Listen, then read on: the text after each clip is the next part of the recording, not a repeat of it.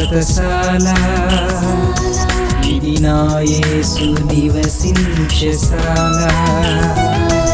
Bethesda స్వస్థతశాల ఇది నా యేసు నివసించశాల.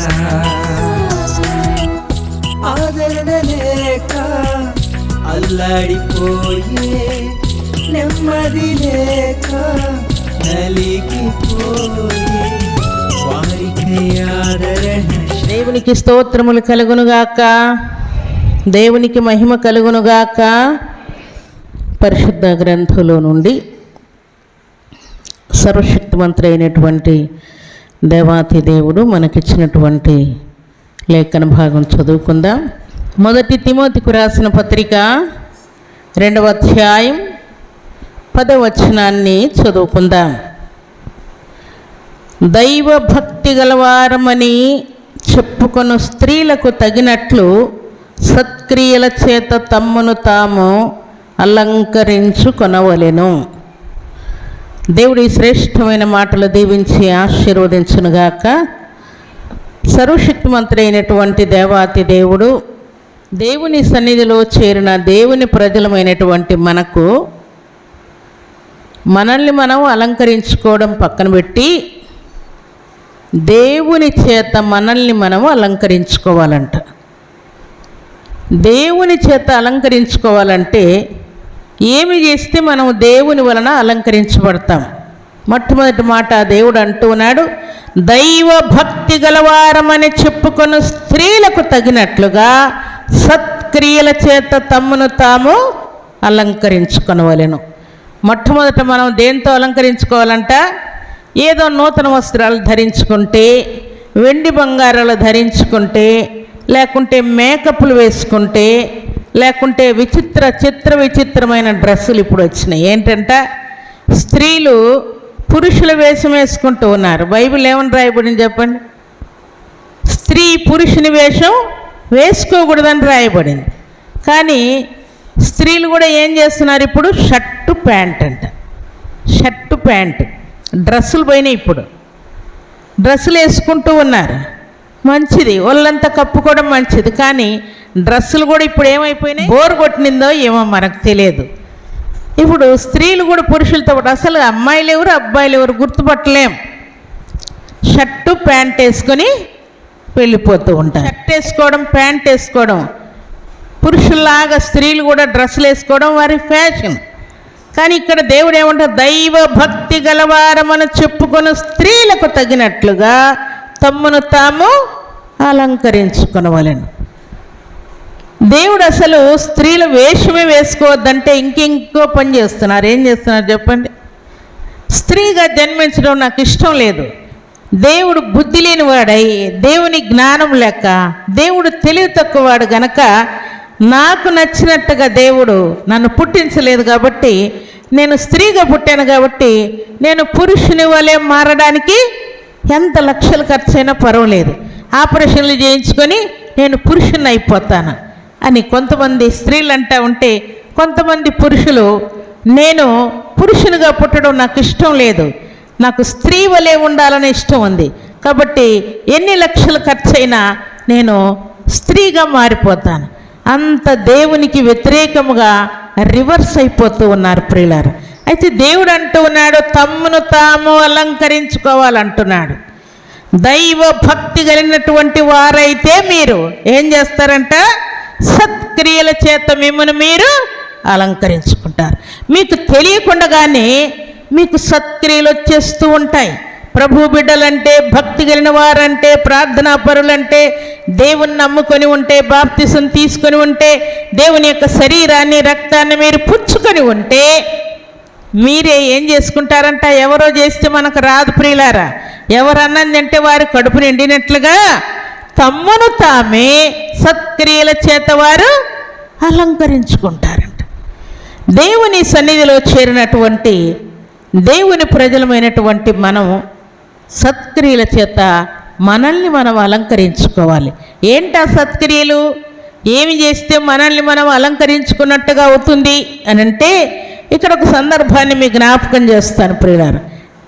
ఇక్కడ లోక సంబంధులు మనం చెప్పుకున్నట్టుగా తమను తాము అలంకరించుకోవటానికి వెండి బంగారాలను, అక్కడ ఏమని రాయబడిందంటే 1 తిమోతికి రాసిన పత్రిక 2వ అధ్యాయం 9వ వచనంలో, మరియు స్త్రీలను అనుకువయు స్వస్థ బుద్ధియు గలవారై ఉండి తగు మాత్రపు వస్త్రముల చేతనే గాని జడలతోనైనను బంగారముతోనైనను ముత్యములతోనైనను మిగుల విలువగల వస్త్రములతోనైనను అలంకరించుకొనక. ఇటు వాటి మీద వారికి అలంకరణ ఉండదంట.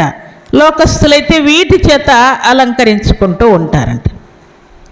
దేవుడు సెలవిచ్చినటువంటి వాటి చేత మనల్ని మనం అలంకరించుకోవాలంటే లోకమేమో ఈలాగా మనం ఇప్పుడు చదువుకున్నట్టుగా అలంకరించుకుంటూ ఉన్నారు. ఇక్కడ ఒక సహోదరి తన్ను తాను ఈలాగూ అలంకరించుకుంది. చూడండి, అపోస్తుల కార్యములు 9వ అధ్యాయం 36వ వచనం మనం చదువుకుంటే, మరియు యొప్పేలో తబితా అని ఒక శిష్యురాలు ఉండేను. ఆమెకు భాషాంతరమున దోర్కా అని పేరు.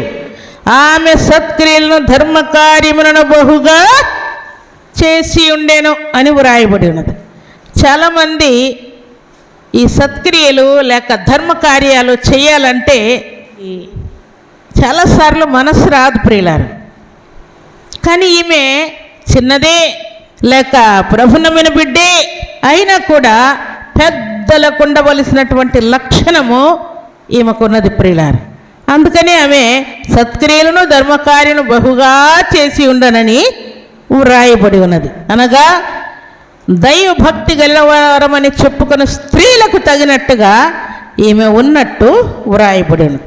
ఆ మాటను మనం పరిశీలిస్తే భక్తురాలైనటువంటి ఎస్తేరు కూడా తన్ను తాను అలంకరించుకుంది. దేని చేత అలంకరించుకున్నది? ఆమె అక్కడ ఉన్నటువంటి రాజు దగ్గరికి వెళ్ళడానికి హేగే అనేటువంటి ఒక వ్యక్తి కన్యకలందరినీ అలంకరిస్తూ ఉన్నాడు. ఆయన అలంకరించేవి ఉన్నప్పటికీ అక్కడికి వచ్చినటువంటి కన్యకలు ఎవరైనా, అయ్యా నాకు మీరు అలంకరించినటువంటి అలంకరణ సరిపోలేదు, ఇంకా నాకు కొన్ని చెవులకు కావాలి, మెడలకు కావాలి, చేతులకు కావాలి, ఉంగరాలకు కావాలి, ఇంకా నా తల మీదికి కిరీటం కావాలి, ఇంకా నీకు ఏమేమో కావాలని ఆశ ఉంది అంటే ఏమైనా ఇవ్వమని రాజు ఆజ్ఞాపించాడంట హేగే అయినటువంటి వ్యక్తికి.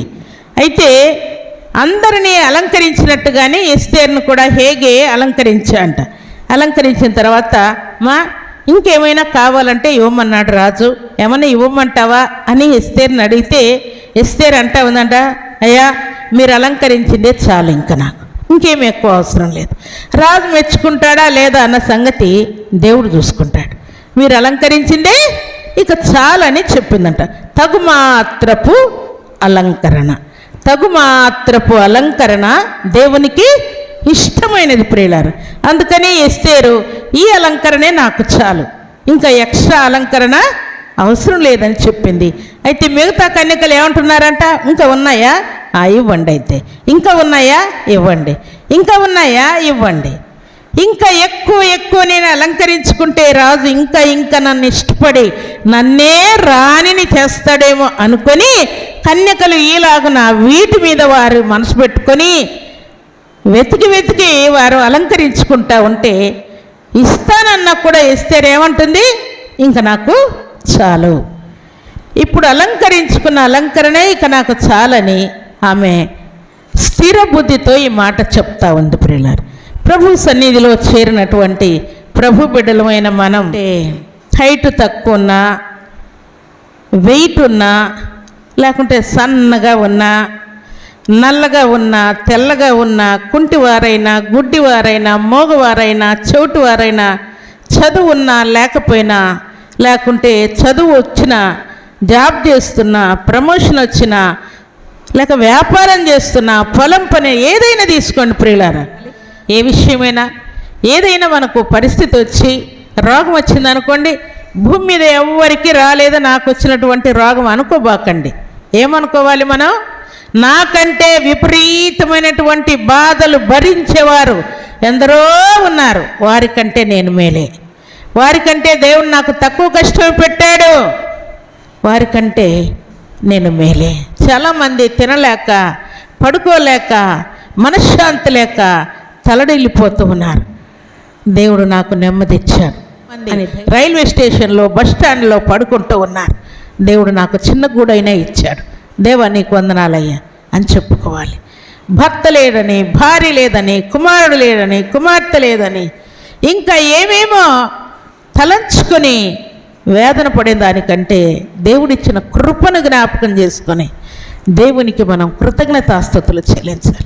గతంలో నీ పరిస్థితి ఎట్లున్నదో, నీ రోగం ఏంటో, నీ కరువు ఏంటో, నీ కష్టమేంటో, నీ పరిస్థితి ఎలాగుండేదో అవన్నీ జ్ఞాపకం చేసుకుని, దేవా నీవు నా పక్షం ఉన్నావు గట్టి నన్ను ఇలాగుంచావయ్యా, నీకు కృతజ్ఞతాస్తుతులు స్తోత్రములు చెల్లిస్తూ ఉన్నాను అని హృదయపూర్వకంగా దేవునికి కృతజ్ఞతాస్తుతులు చెల్లించాలి. మనకంటే ఇబ్బంది పడేవారిని జ్ఞాపకం తెచ్చుకొని, దేవా నన్ను ఇలాగున నీవు అలంకరించి ఆశీర్వదించి దీవించావు తండ్రి.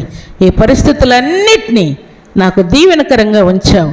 ఏదైనా నాకు కష్టం వచ్చిందంటే దానిని తట్టుకునే శక్తి, బలము నీ కృపలో నుండి నాకు ఇవ్వయ్యా అని మనం దేవుణ్ణి వేడుకోవాలి. ప్రియుల అలాగున సత్క్రియల చేత మనల్ని మనం అలంకరించుకోవాలని పరిశుద్ధాత్మ దేవుడు జ్ఞాపకం చేస్తున్నాడు.